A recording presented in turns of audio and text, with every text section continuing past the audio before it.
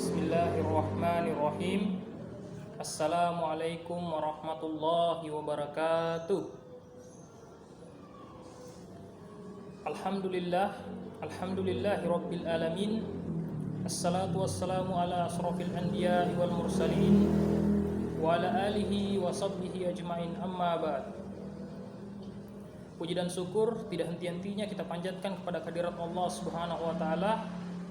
Salawat serta salam senantiasa tercurahkan kepada junjungan kita Nabiullah Muhammad sallallahu alaihi wasallam, pada para sahabat dan keluarganya, beserta umatnya yang senantiasa istiqomah memperjuangkan tegaknya dinul Islam di muka bumi ini. Saudara-saudaraku sekalian, insyaallah dirahmati oleh Allah Subhanahu wa taala, pada kesempatan kali ini kita dipertemukan kembali dalam kajian politik. Dan kali ini saya akan mengangkat tema, yaitu wajibnya mengikuti metode dakwah Rasulullah sallallahu alaihi wasallam. Baik, mengenai tema kajian kita pada kesempatan kali ini, terlebih dahulu saya akan menjelaskan seperti apakah metode dakwah Rasulullah sallallahu alaihi wasallam tersebut. Merujuk pada kitab Nisaumul Islam atau Peraturan Hidup dalam Islam, karya seorang ulama dari Al-Azhar Kairo dan juga seorang mujtahid mutlak, ialah Syekh Taqiyuddin An-Nabhani rahimahumullah.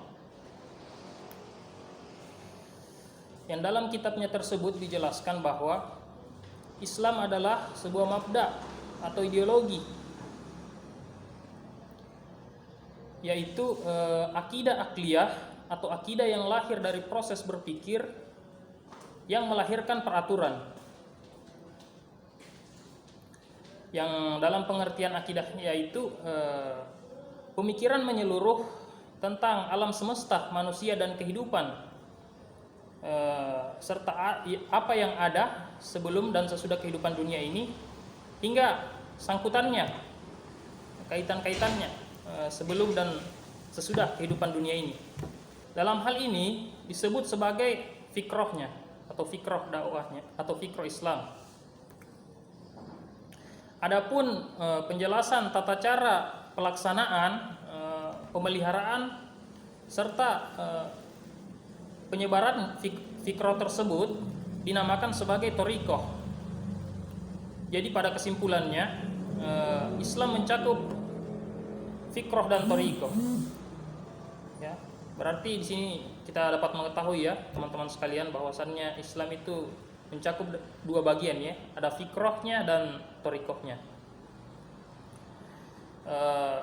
Adapun di kitabnya yang lain, kitab karangan Syekh Taqiyuddin An-Nabhani tersebut juga membahas secara historis tentang thariqah dakwah Rasulullah sallallahu alaihi wasallam dalam menyebarkan Islam pertama kali di kota Mekah sejak masa kenabiannya.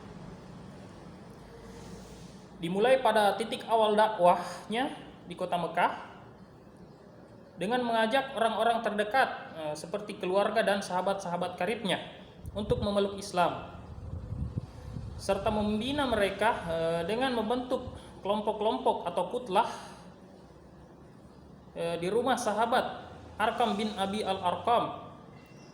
Nah, disitulah para sahabat tersebut dibina dengan Al-Quran ya, kepribadian mereka dibentuk beserta pemikiran mereka. Hingga saat mencapai 3 tahun lamanya, sampai pada 3 tahun lamanya, turunlah ayat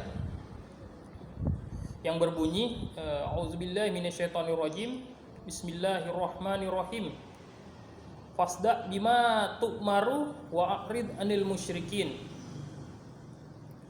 Maka sampaikanlah Muhammad secara terang-terangan terhadap apa yang diperintahkan terhadap engkau, dan berpalinglah dari orang-orang yang musyrik. Al-Quran surah Al-Hijr ayat 94.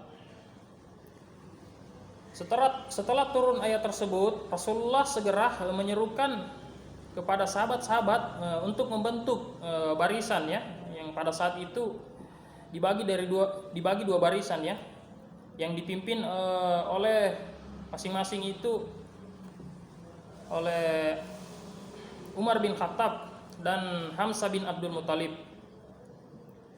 Dan pada saat itu mereka dengan berbondong-bondong keluar dan menyerukan identitas mereka ya, yang dimana mereka itu dalam diceritakan itu mengelilingi Ka'bah ya, sambil menyerukan identitas keislaman mereka kepada masyarakat Mekah pada saat itu ya, yang masih jahiliyah. Ini berarti Rasulullah SAW beserta para sahabatnya telah memasuki tahap dakwah secara terang-terangan, atau yang disebut sebagai daur al-i'lan, yang sebelumnya mereka berdakwah secara sembunyi-sembunyi, atau daur al-ikhtifa, dengan tahap interaksi dengan orang-orang yang simpati dan siap menerima dakwah mereka, hingga mereka pun juga telah menuju kepada tahap menyerukan dakwah kepada masyarakat secara umum. Dengan demikian, jelas bahwa thariqah dakwah Rasulullah SAW itu adalah murni dengan dakwah Islam secara politis dan tanpa kekerasan. Mungkin itu saja yang dapat saya sampaikan. Lebih dan kurangnya mohon dimaafkan. Wabillahi taufiq wal hidayah. Assalamualaikum warahmatullahi wabarakatuh.